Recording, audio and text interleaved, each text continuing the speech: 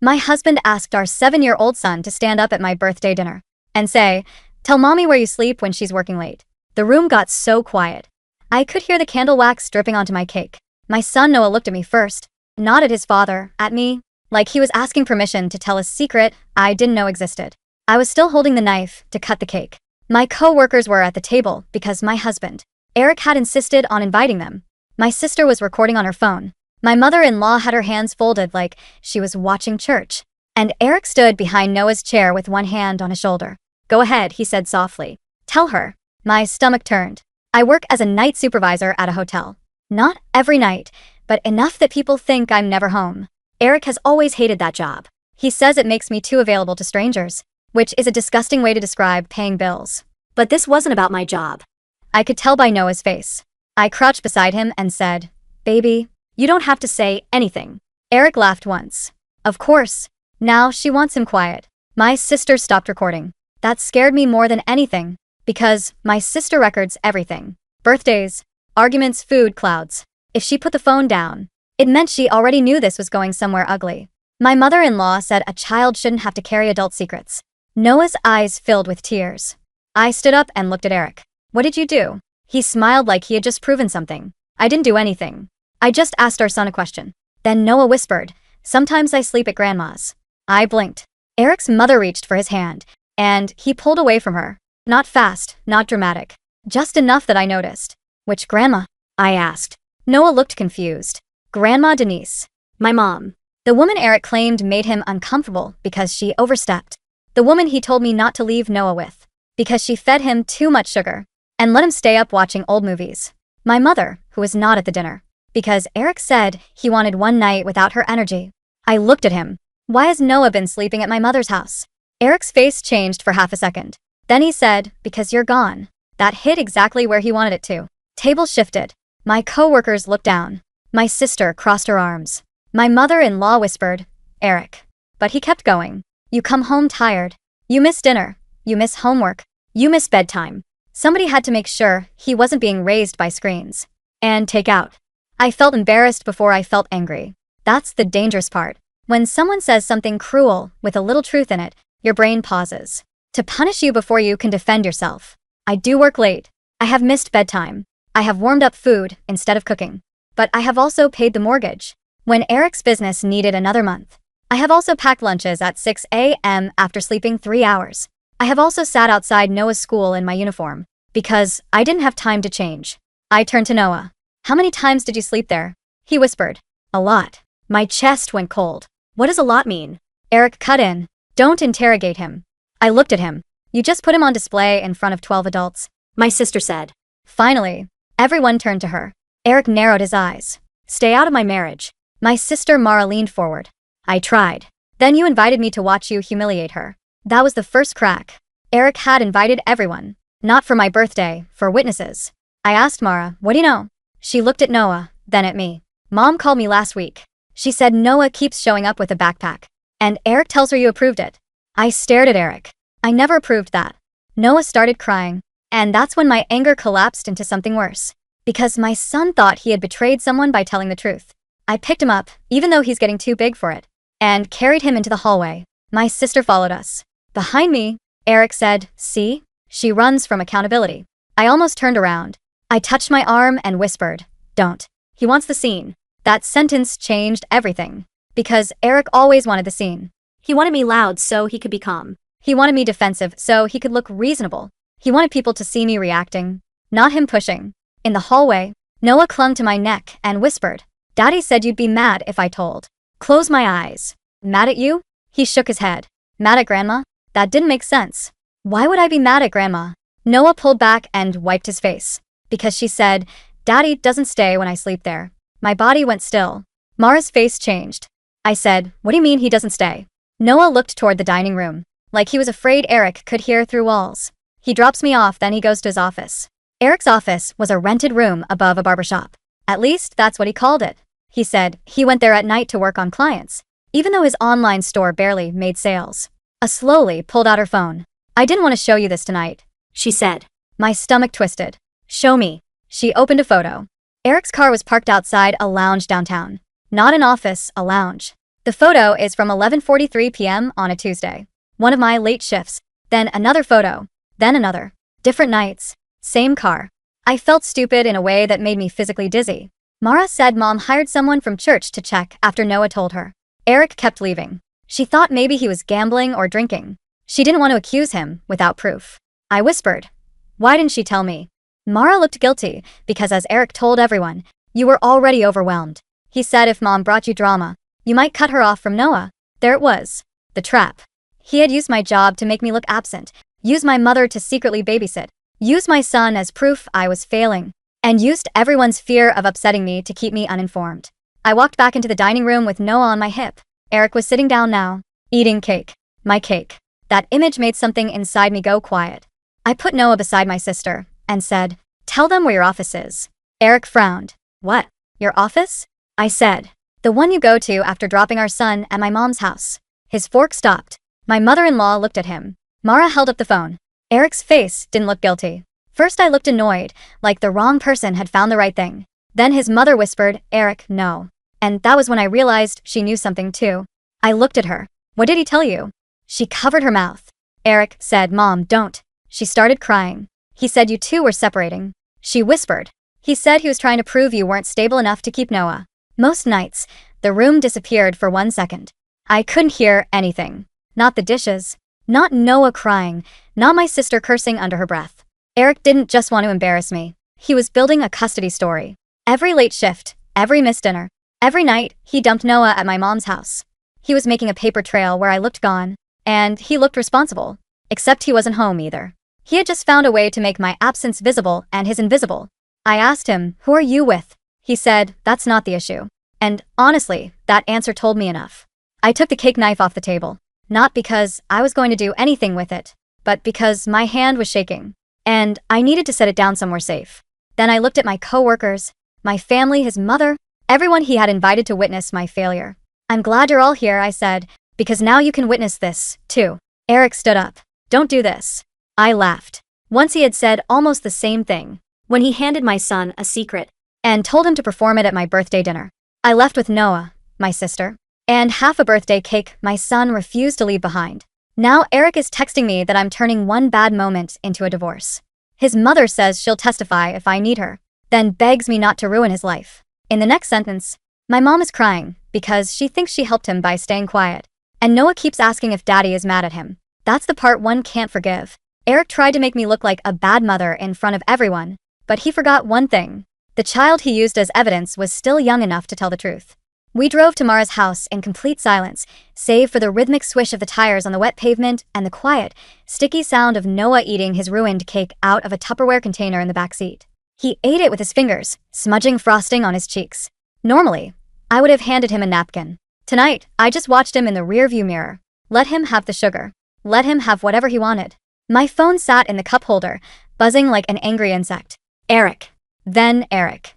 Then Sylvia, mother-in-law. Then Eric again. Mara reached over, picked up my phone, and powered it off. She didn't ask. She just did it and tossed it into her purse. "Mom is meeting us at my place," Mara said, her eyes fixed on the road. Her voice was terrifyingly calm. "I called her while you were getting Noah's coat. She's frantic." I leaned my head against the cold passenger window. "Don't be hard on her, Mara. She thought she was protecting me." "She was protecting the peace," Mara corrected sharply. "There's a difference. And it stops tonight." When we pulled into Mara's driveway, my mother was already waiting on the porch. The porch light illuminated the streaks of mascara running down her cheeks. As soon as I stepped out of the car, she crumbled, stepping forward with her arms outstretched. "I'm so sorry," she sobbed, burying her face in my shoulder. "He told me you were on the verge of a breakdown at work. He said if I asked you about the schedule, it would push you over the edge. He made me promise to just take Noah and let you sleep." I hugged her back, feeling the frail bird bones of her shoulders. I wasn't angry at her. I was just profoundly, bone-deep exhausted. "I know, Mom. It's okay. It's not your fault. Daddy isn't coming?" Noah asked, standing on the driveway with his backpack dragging on the concrete. He looked between the three of us, sensing the heavy, unnameable thing hanging in the humid night air. I knelt down so I was eye level with him. "No, baby. Daddy is staying at our house tonight. We're going to have a sleepover here.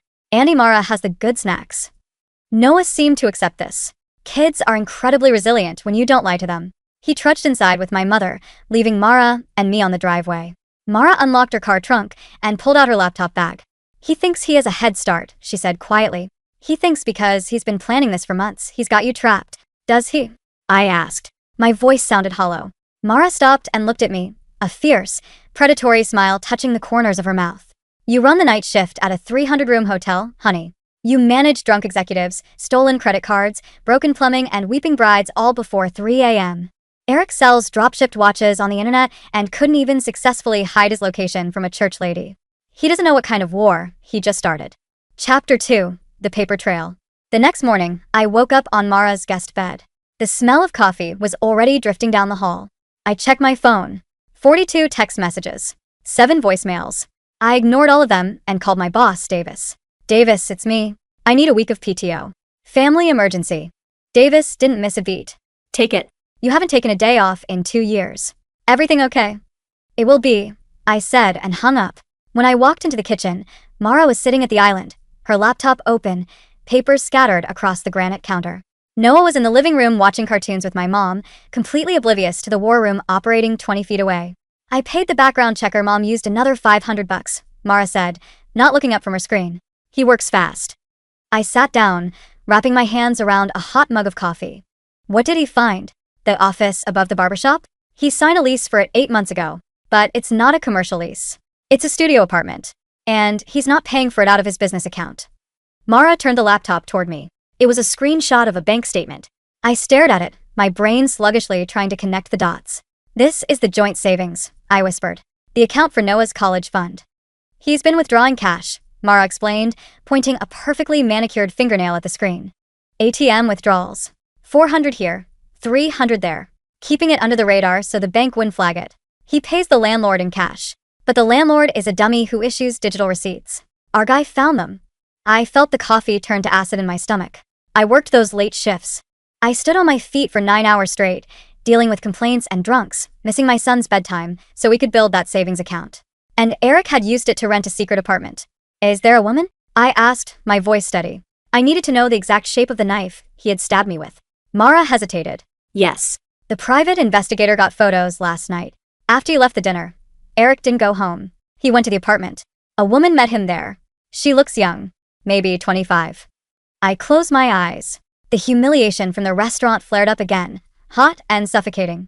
He had stood there, his hand on my son's shoulder, acting like the martyr father of the year, while he was funding a second life with the money I broke my back to earn. My phone buzzed. "Incoming call. Sylvia. My mother-in-law." I looked at Mara, then pressed answer, putting it on speaker. "Sylvia," I said. "Oh, thank God." Her voice trembled through the speaker. She sounded like she hadn't slept either. "I thought you'd never speak to me again." "I'm listening, Sylva." "He's destroying the house," she whispered. The sound of something shattering echoed in the background of the call. "He came over this morning. He's looking for financial documents. The tax returns. He said his lawyer told him to gather everything before you could." I sat up straight. "His lawyer?" "He retained someone 2 weeks ago," Sylvia cried. "He told me he was just getting advice. He told me you were having an affair at the hotel, and he needed to protect Noah. I swear to you, I didn't know about the other apartment until you said it last night. When I confronted him about it this morning, he screamed at me. He told me to shut up and get out of his way." I heard a heavy thud on her end, followed by Eric's muffled, angry voice. "Who are you talking to? Give me the phone." "Sylvia," I said, my voice dropping an octave, slipping into my authoritative, hotel supervisor tone. The tone that ended arguments. "Listen to me very carefully. Put the phone in your pocket, walk out your front door, and get in your car. Do not argue with him. He wants me to write a statement saying you neglect Noah. Sylvia, walk out the door." I heard footsteps, the jingle of keys, a door slamming, and the rev of an engine. Only when she was safely in her car did she speak again. "I'm out." "I'm sorry." "I'm so sorry. Do you have the tax returns?" I asked. "No," she said. "But I have his iPad. He left it at my house last week. It has all his emails logged in. I took it when he started tearing up the office." Mara and I locked eyes. The predatory smile returned to my sister's face. "Bring it to Mara's," I said. Chapter 3. The Cold War. You don't realize how much of a marriage is just a shared illusion until you step outside of it. For 7 years, I thought Eric was just insecure. I thought he complained about my job because he missed me. I thought he was a devoted, if somewhat overbearing, father. But as Mara, Sylvia, and I combed through his iPad, the illusion evaporated, leaving nothing but the cold, hard architecture of a sociopath. He hadn't just retained a lawyer, he had drafted a narrative. In his emails to his attorney, he painted me as a reckless, absent mother. He logged every late shift I took, shifts he had begged me to take when his business was failing. He noted every time Noah slept at my mother's, completely omitting his own whereabouts. And then there were the texts. Side-loaded onto the iPad was a messaging app he used to talk to the girl, Chloe. "I'm setting it up," he texted her 2 days before my birthday. "I'm forcing the issue at dinner. I'll make her look unhinged in front of her family. My lawyer says if I can show a pattern of instability, I get primary custody and I get the house." "He wants the house," Sylvia said, her hands covering her mouth. "He wants to move her into your house. And he wanted my money to pay the mortgage," I added quietly. The puzzle was complete. The picture was disgusting. I didn't cry. I think the betrayal was so massive it bypassed my tear ducts entirely and settled directly into my spine, turning it to steel. That afternoon, I hired Diana Sterling. She was a family law attorney who had a reputation for being as warm as a blizzard and twice as destructive. When I sat in her plush downtown office and laid out the photos, the iPad printouts, the bank statements, and the private investigator's report, she didn't say a word for 10 minutes. She just read. Finally, she looked up over her reading glasses. "Your husband is an idiot," she said plainly. "He's read too many internet forums for disgruntled men. He thinks custody is a game of gotcha. It's not. He wants full custody. And the house," I said. "Of course he does. Narcissists don't just want to leave, they want to conquer," Diana replied, tapping her pen. "He tried to orchestrate a public meltdown to use as character evidence. But because your sister filmed it, we have video evidence of him emotionally manipulating a minor, while you remained completely calm and de-escalated the situation." She smiled, and it was a terrifying thing to behold. "Let him file his motion. We are going to let him walk confidently into a trap of his own making." Chapter 4. The Confrontation. Eric didn't text me again for 3 days. He realized his silence was supposed to be a punishment, a way to make me anxious. I used the quiet to pack his belongings into garbage bags, move them to the garage, and change the locks on my house. On Thursday, I finally took Noah back to our home. Eric showed up at 7 p.m. I knew he would. I watched him from the kitchen window. He strutted up the driveway, looking confident, wearing a crisp button-down shirt. He tried his key. It didn't turn. He tried again, jiggling the handle. Then he started pounding on the door. I opened it, leaving the chain locked, so we spoke through a 3-inch gap. "What the hell is this?" he demanded, his face flushing red. "Open the door." "You don't live here anymore, Eric," I said. My voice was eerily calm. I realized I was using my customer service voice, the one I used on abusive hotel guests. "This is my house. You can't legally lock me out. My lawyer. Your belongings are in the garage. The code to the side door is 4-1-2-1. You have until 9 p.m. to load your car. If you try to force entry into the main house, I will call the police, and I will show them the temporary restraining order I filed this morning." That stopped him. The righteous anger faltered, replaced by a flicker of genuine panic. A restraining order? On what grounds? Financial abuse, emotional manipulation of a minor, and threatening behavior. I detailed the incident at the restaurant, supported by sworn affidavits from my mother, my sister, and your mother. His jaw dropped. "My mother? She sends her best," I said flatly. "You're crazy," he sneered, leaning closer to the crack in the door. "You think you can take my son away from me? You're never home. You work nights at a glorified motel. I've got a paper trail showing you abandon him." "Do you?" I asked. "Or do you have a paper trail showing you dropping him off at my mother's house so you can go sleep with a 24-year-old at a rented apartment funded by the money you stole from your son's college fund?" The silence that followed was the most beautiful sound I had ever heard. It was the sound of a man's ego hitting the floor and shattering into a million pieces. Eric physically recoiled, his face draining of color. "How?" "You left your iPad at your mother's house, Eric. You're not a mastermind. You're just a cliché." I looked him dead in the eye. "Load your trash bags. We communicate through lawyers now." I shut the door and slid the deadbolt into place. I stood there for a moment, listening to him curse softly on the porch, then the heavy footsteps stomping toward the garage. Noah came around the corner, holding his favorite stuffed bear. "Mommy? Is Daddy mad?" I walked over, picked him up, and held him tight against my chest. "No, baby. Daddy's just leaving. How about we make pancakes for dinner?" Chapter 5. The Deposition. The legal battle didn't take months. It took exactly 3 weeks, because bullies always fold when you punch them in the mouth with the truth. We met at the mediation center.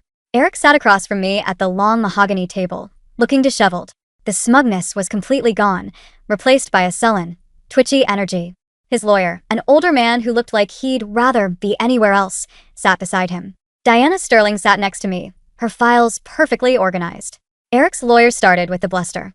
My client is willing to offer a generous 50/50 custody split, provided he retains the marital home. We believe this is fair given your client's demanding night schedule, which makes her unfit for primary physical custody. Diana let him finish. She didn't interrupt.